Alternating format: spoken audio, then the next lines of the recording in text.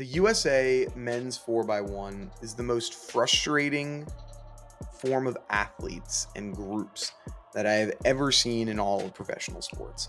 We are too good to not be doing well. Like, it is super frustrating as a fan of this nation, as a fan of this country, as a fan of this relay, that we are so good at sprinting that the fact that we are so talented at it is the reason that we fail so much. Sydney McLaughlin has done enough with the 400-meter hurdles. She has gone through and proven every single person right. Like, there's nothing else that Sydney McLaughlin has to do in the 400-meter hurdles. If I'm her, I'm going through the 400. Let's go to the flat race and do the exact same thing that we're doing right now and putting this time in a place that no one else can beat. Think of it from a psychological standpoint of going into that race. Nobody knew anything was wrong with him until he said, what he had. If he just walked in somberly, didn't do anything, everyone would be like, oh, there's clearly something wrong with this guy because he's always jumping around and being excited. And so you can't let them have that mental edge over you. Even if you feel terrible, you have to put up the illusion that you're doing well. Welcome back to another episode of the Track World News Podcast. My name is Colin Weitzman. I'm going to be your host for this episode of the show. Make sure to like, comment, subscribe, tell a friend to tell a friend. As you noticed today, no Noah Williams with us today. He unfortunately wasn't able to make it for this week's episode. He should hopefully be back for next week. So I'll be the one taking over today, going over everything from the second half of the Olympics and moving forward. So a lot of stuff to cover, a lot of stuff to talk about. Let's jump right into it. We're going to start things off with the men's 200. So for the men's 200, this was in a race that not a lot of people saw the results coming into this. So going into it, obviously, you have Noah Lyles, that is the presumptive favorite. He won the 100 meters not too long ago. I think it would have been just 2 or 3 days before. And his event is the 200 meters. So it's like, all right, so we've got the guy who is coming in with the most amount of confidence in the entire world. He's coming into this event, and this is his actual best event. This is going to be lights out. It should be a no question that he's going to be able to win this, right? So he comes on in and he makes a huge show of it. He runs in, he's celebrating, he's running around, he's making a lot of noise, and he's pumping up the crowd, as you would assume someone like his stature would do. So he's pumping the crowd up, and everyone lines up in the blocks, and he just doesn't look like himself. He doesn't start off, he doesn't create that separation at any point. Tebogo is looking fantastic through the first curve of this race. And as they're moving along, it's like, okay, there's now 100 meters left. There's now 80 meters left. This is where Noah Lyles kicks it into gear. This is when he should be turning into the Noah Lyles that we know, where he's really a second half runner. And we never get that. We never see him create that separation at any point. And Tebogo just keeps pressing. And all of a sudden, he wins. Leslie Tebogo wins the men's 200 meters at the Olympics with a time of 1946. It was a national record for Botswana. Kenny Bednar coming in second place with the 1962, and then Noah Lyles does leave with a bronze medal with a time of 19.70. This was shocking, to say the least, for me. I thought there's no way in hell he doesn't win this, and he's just going to walk away with this thing. And it's kind of crazy to think that over the course of the last 4 years, Noah Lyles is undefeated in the 200, except for 2 meets. The only 2 meets that he has lost the 200 meters in over the course of the last 4 years are at the Olympic Games.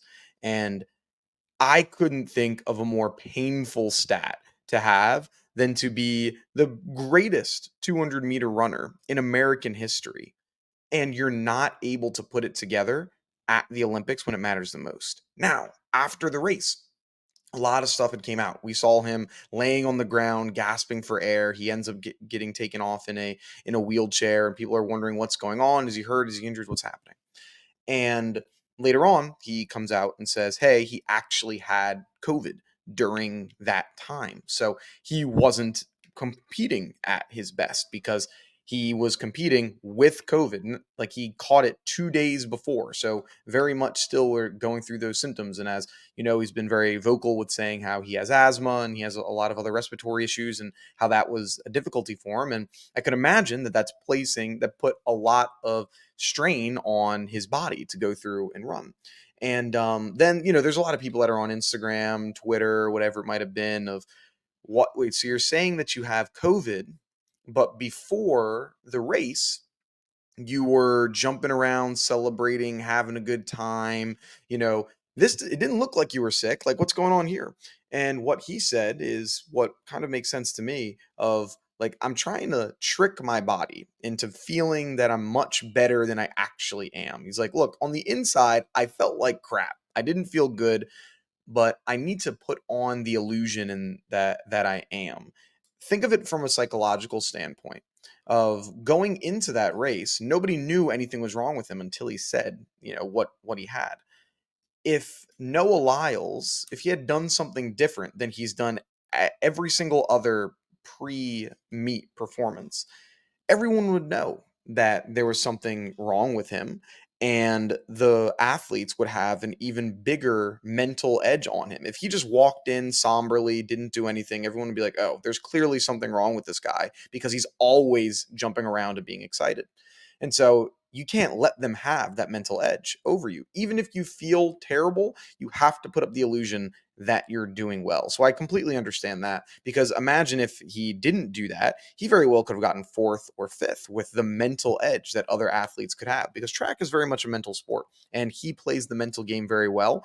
But sometimes you're going to get got and sometimes you're going to get yours. And this was unfortunately a time where he got. And so and then once he announced he had COVID, he also shared he was ending his Olympic Games, so he did not perform in the 4x1, and he obviously didn't perform in the 4x4 there as well. And so, yeah, it was a tough finish of the Olympics for him, and I'm sure going into 2028, the big focus for him is going to be that 200 meters. It's like, yes, we got the 100-meter gold, it's fantastic, but as the greatest 200-meter runner that we've seen in American history up to this date, to not have a Olympic gold medal in your event when leading into both Olympic games that you were in, you were the presumptive favorite, and there was really no reason why anyone would believe that you would not win this. It just shows the tough realities of the sport, that you have to perform on that day, because just 3 days or 4 days earlier, Noah's out there winning the 100 meters by 5/1000ths of a second. So you're going from winning the 100 meters by 5/1000ths of a second to now coming in third place just 3 or 4 days later. This sport is unforgiving. There is not a lot of room for error. It's not like you're getting so much extended time. You get sick, something happens, you're done for. You're cooked. Which, like, I'm sure also looking into it, it's like, damn, that really stinks that he got COVID. Could have what if he wasn't in the athletes village? What if there was a different things that you had going on to try to minimize the chance of exposure? There's a lot of things that you could have looked through. Hindsight's 2020. There's a ton of things that you could have decided that would have changed, but just stinks for him that he isn't able to get it. So now let's go on over to the other side. Like, I don't want to stick on the third place performer here too long. Tobogo, like, this was a massive win for him, and putting a lot of that extra flair into his tailwinds. And it's just he had an amazing Olympics. Him and Gabby Thomas, to me, had some of the best Olympic performances that we could have seen, where for Tobogo, he did fairly well in the 100. He didn't medal in the 100, but he did fairly well.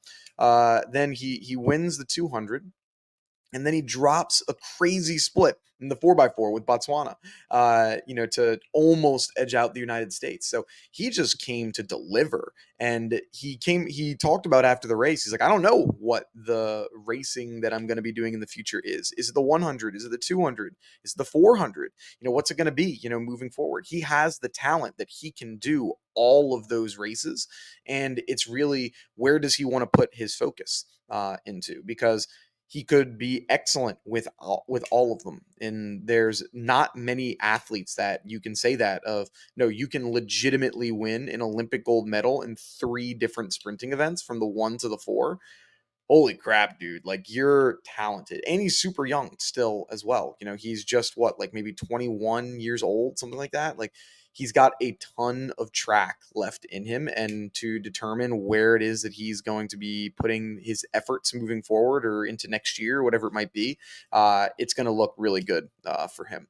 And then Kenny Bednark, 1962, second place. We talk about it. This dude is the embodiment of consistency.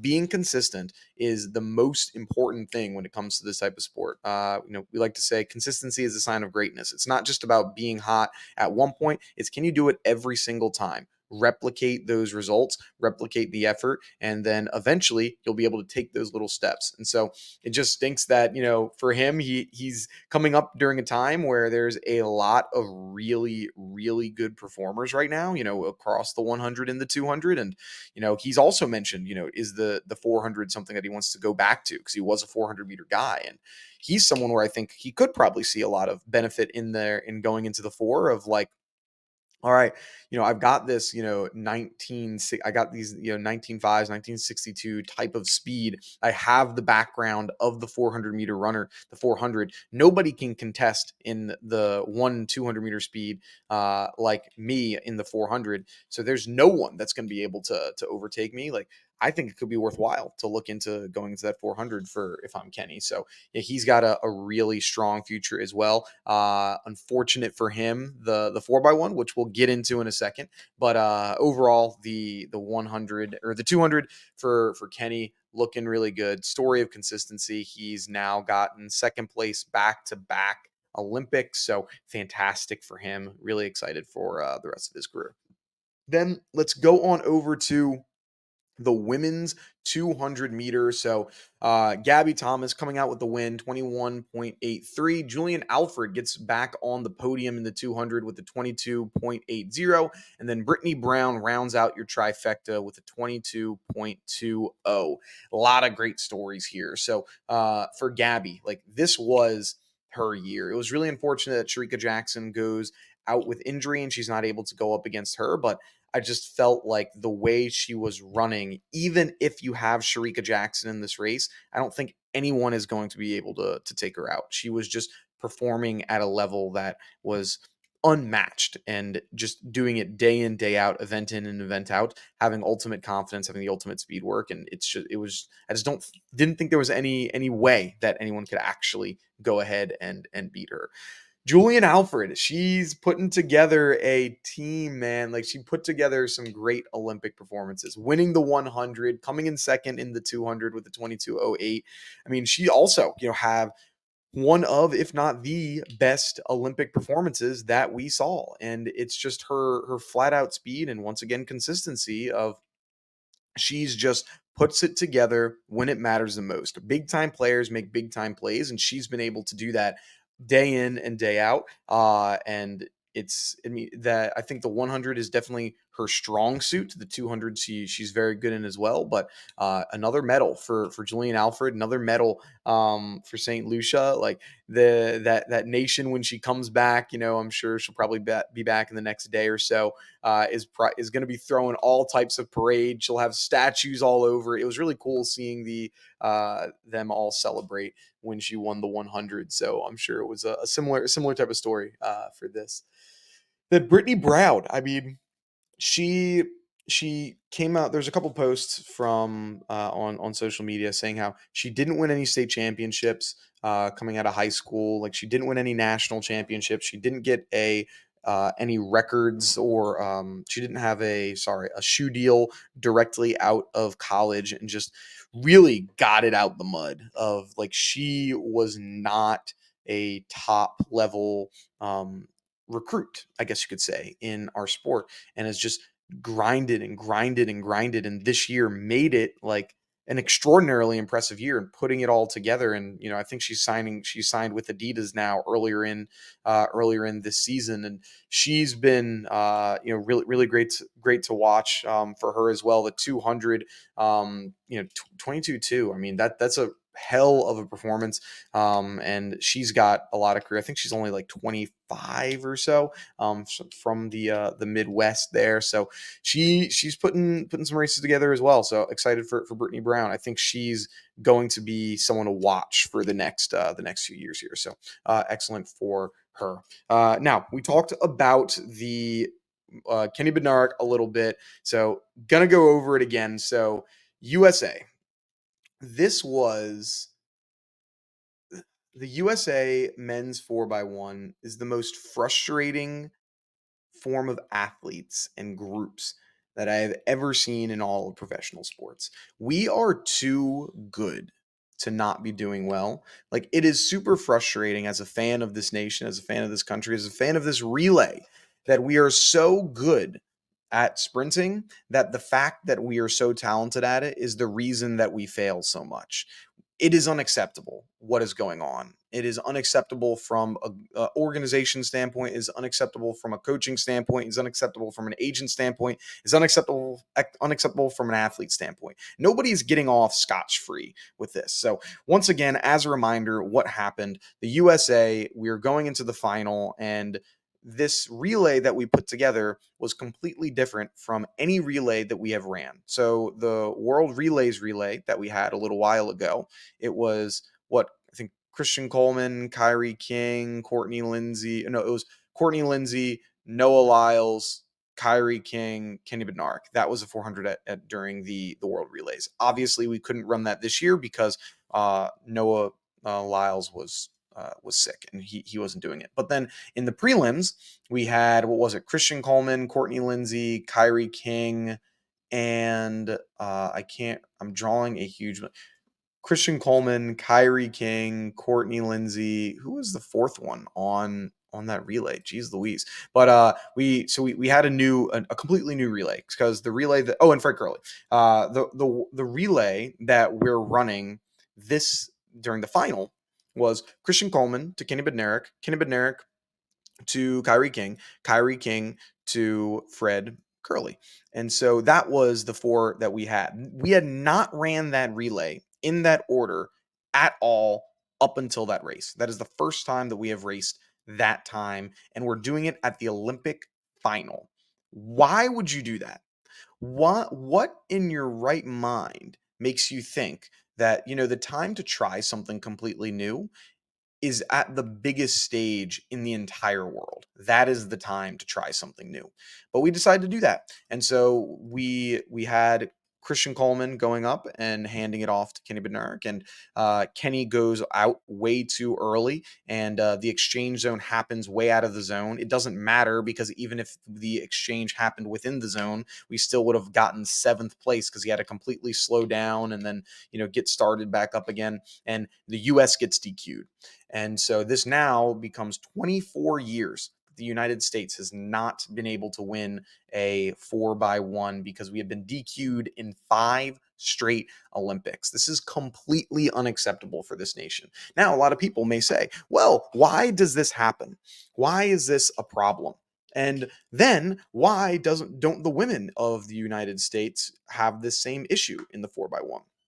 Well, the reason this happens, and we'll get into the reason that other nations don't see this, is, like I mentioned, because we have too much talent. We never run the same 4 runners in a back-to-back championship. It's never happened, because we have too many people, and there's so many other individuals who try to switch in, switch out, and so there's no chemistry. Take Team Canada, for example. Canada has been running with the same 4 runners for the last 10 years. They have had the exact same people in the exact same order for the last decade. And so, what's going to happen when you have the same group of people for a decade essentially running together? You're going to have extraordinarily good chemistry. And what does Canada not do? They don't drop the baton. They don't have handoff issues because they've been running the same group. Partially because they really only had four great runners for the last decade. Like you've got the same four people, and so you can't go through and test these different orders because the United States has had so many different people be at the top of their game. We don't get to build that chemistry because you're getting those three, maybe that 1 week of practice that you had, and then it's off to the championship. And so Kenny is going. He goes off way too early. So this is it's a brand new group. It's a brand new order, and he goes off too early. We don't get the baton off, and the rest is history. We just end up losing it. And yeah, it's annoying that we can't just determine, hey, in order for you, like this would be my fix for how we fix the USA 4x1.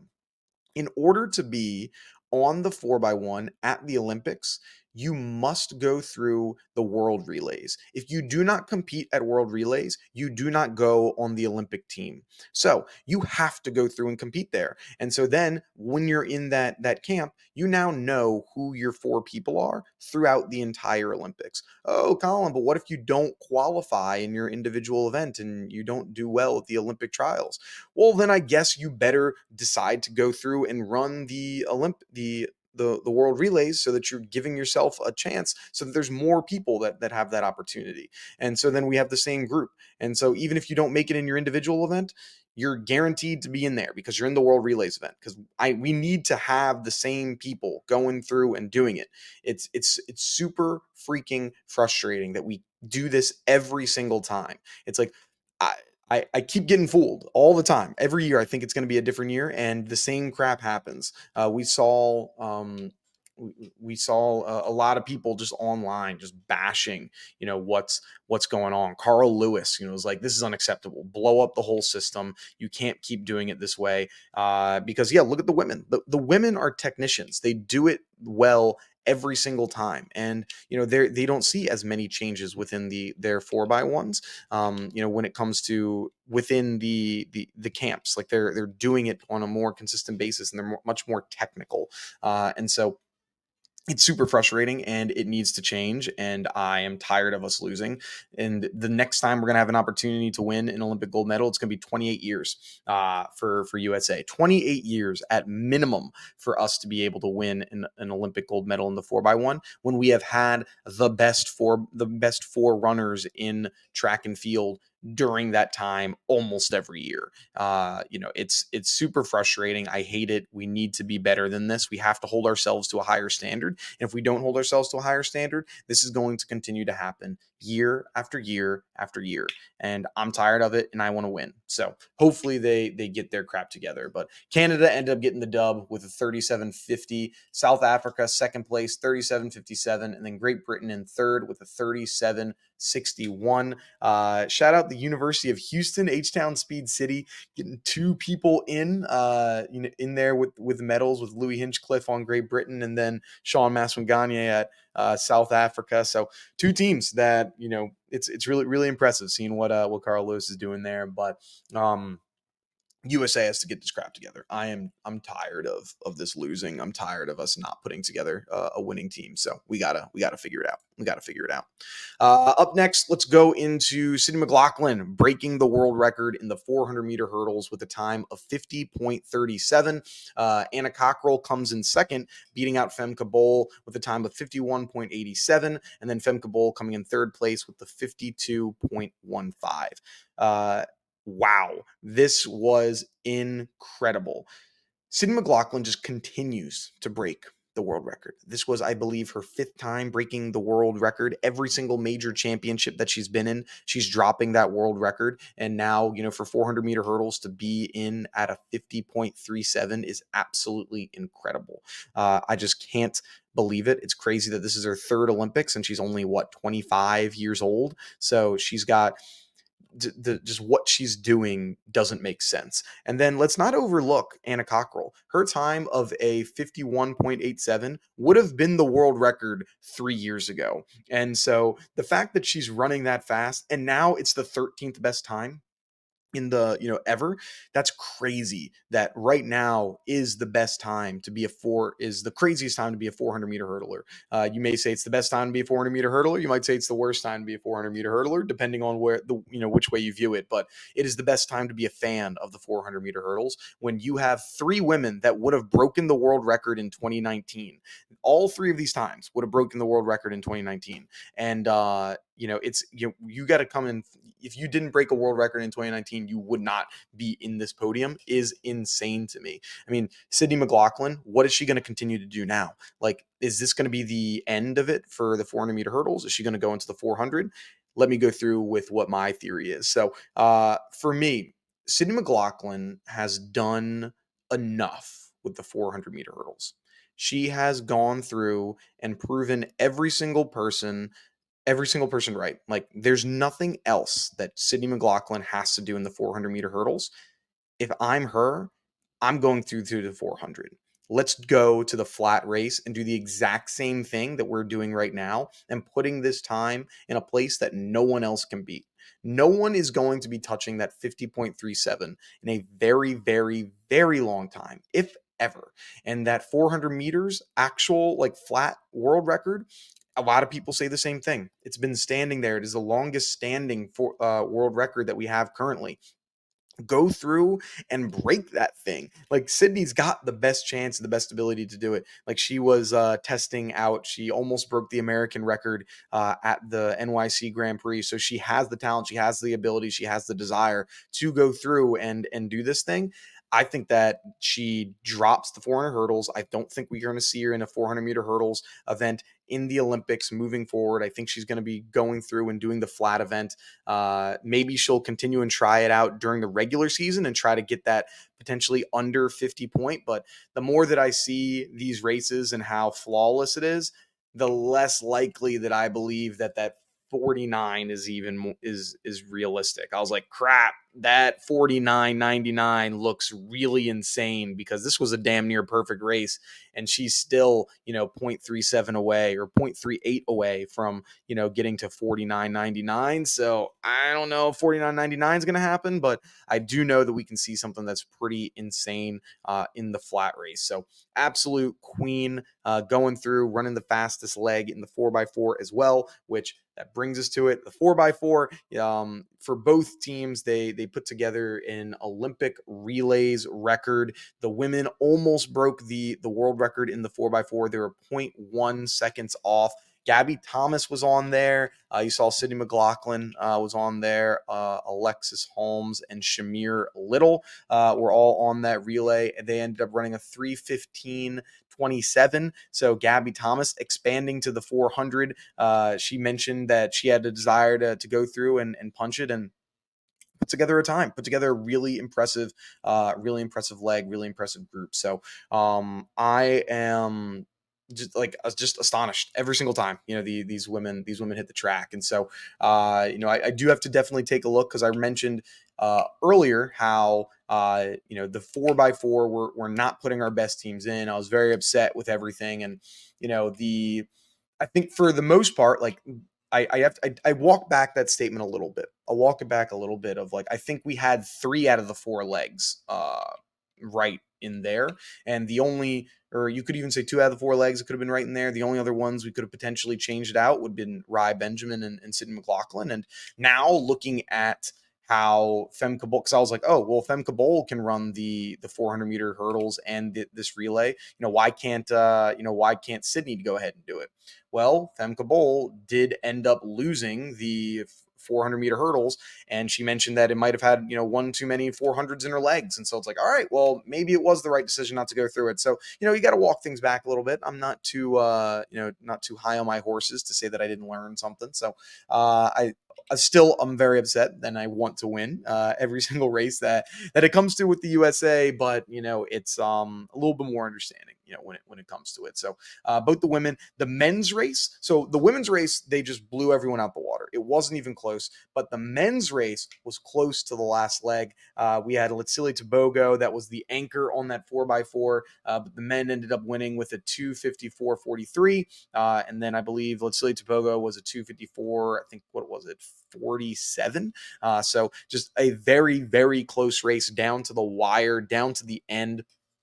Overall, just like an amazing competition, watching people continue to push through and continue to, see where we can take this track and field thing. So my overall reactions to the Olympics, really liked this Olympic Games. I think there were a lot of really great performances. You saw Sid McLaughlin coming home with a 400 hurdles win. Rai Benjamin finally getting his get back in the Olympics and winning when it matters the most against Karsten and Allison Dos Santos. Masai Russell coming out of nowhere as of 2 years ago, where a lot of people questioned if she could even make a team, and she ends up becoming the Olympic champion in the 100-meter hurdles. Grant Holloway doing his thing in the 100-meter hurdles. Just the United States dominated the hurdling event, literally winning every single hurdle event that there was to offer. Absolutely incredible. Then you got Cole Hocker in the 1500 meters taking down Josh Kerr, Yared Naguse, and Josh Kerr, Yared Naguse, and Jakob Ingebrigtsen, as someone that no one considered to really win or thought was going to have a chance. If a United States person was going to win, it was probably going to be Yared Naguse. That was the thought, but they let some daylight in there. And if Cole Hocker is close with the 100 meters, his kick is better than anyone's. And he ended up getting the win, which was extremely impressive, very exciting. And so overall, Olympics were great, something that I liked a lot. But to end it off, it wasn't all great for me, unfortunately. So I bet on every single event in the Olympics. And this is what happened. So it didn't end up going great for me. It ended up being, I believe, 33 bets at the end of it, every single event in track and field, and that came out to being at $205, or that I ended up betting. I only bet $5. I'm not putting in crazy money, and it was a good thing that I didn't, because I ended up winning back 176. So I ended up losing like $25. So not too bad, not too terrible. My biggest win had to be Thea Lafond in the triple jump plus 500. Big win there. But there was a lot of just heartbreaking losses that I had. The biggest heartbreaking loss has got to be what was my absolute lock parlay. I thought there's no way this isn't going to happen. It was going to be Sydney McLaughlin wins the 400 hurdles. Check. Mondo Duplantis wins the pole vault. Check. Grant Holloway wins the 110 hurdles. Check. Ryan Krauser wins the shot put. Check. And then I had Noah Lyles winning the 200 for what would have been plus 300 odds. It was an absolute lock, and it didn't freaking happen. Really tough, really brutal. There were a couple other ones where people got second place. Marco Arop, it was plus 1,000 money. I was like, if he wins it, this saves it. And then he ended up losing in the 800 by like 0.1, and at the very end just diving at the line, and I'm like, damn it, that could have saved my entire betting streak. But it is what it is. It's crazy that I would think that I would be much better at betting at this sport that I talk about all the time, but I am not. So this goes to show even me gets this wrong all the time, and I look at track way more than the average person. So exciting Olympics. Looking forward to LA 2028, and of course Tokyo 2025 happening less than a year away. A lot of great things to come up. Next episode, watch out. I'm going to be giving some way too early predictions for LA 2028. So be ready for that. It's going to be a lot of fun. Thank you for listening to this episode of the podcast. Make sure to like, comment, subscribe, tell a friend to tell a friend. Have a good one. Peace.